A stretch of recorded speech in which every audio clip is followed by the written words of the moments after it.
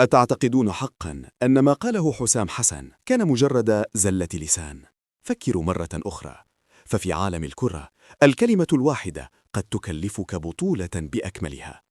اليوم يدخل المنتخب المصري موقعته الأخيرة، لكن الخصم الحقيقي ليس ال11 لاعبا في المستطيل الأخضر، بل هو عشرات الآلاف في المدرجات من جاءوا لرد الاعتبار.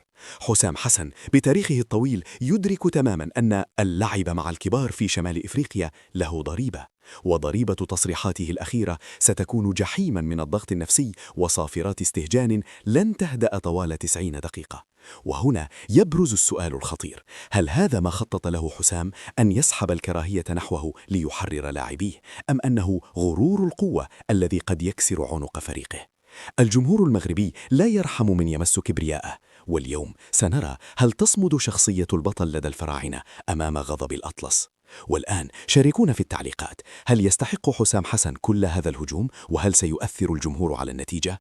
لا تنسوا الاشتراك، فالقادم دائما أكثر سخونة.